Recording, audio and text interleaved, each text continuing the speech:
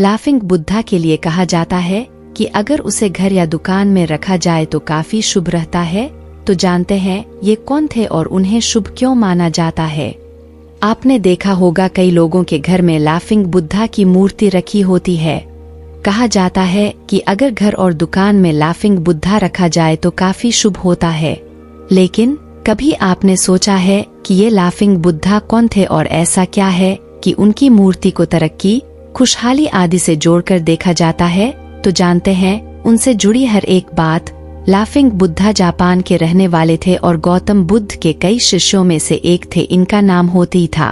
कहा जाता है कि जैसे ही उन्हें आत्मज्ञान की प्राप्ति हुई उन्होंने हंसना शुरू कर दिया था। होती एक गांव से दूसरे गांव जाकर एक दूसरे को हंसाया करते थे और गांव वाले उनसे काफी खुश रहते थे। हंसना ही उनकी खासियत थे। इस वजह से नाम पड़ा। माना जाता है कि गौतम बुद्ध के बाकी शिष्यों की तरह वे प्रवचन या भाषण नहीं देते थे, बल्कि हमेशा हंसने का संदेश दिया था। कई लोग कहते हैं कि वो जहाँ भी जाते थे वहाँ भीड़ हो जाती थी और लोग उनसे मिलने आते थे। उनसे मिलकर लोग काफी खुश होते थे और इस वजह से उन्हें पॉजिटिविटी से जोड़कर देखा जाता है। उनका मानना था कि ज्ञान कर्मों से मिल जाता है, इसके लिए उपदेश की जरूरत नहीं है। उनका मानना था कि कभी रोना नहीं चाहिए और हंसते रहने चाहिए।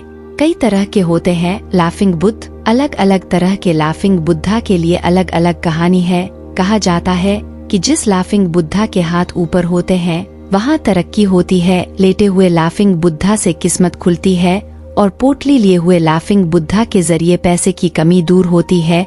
जिनके हाथ में थैला होता है वो व्यापार के लिए शुभ माने जाते हैं।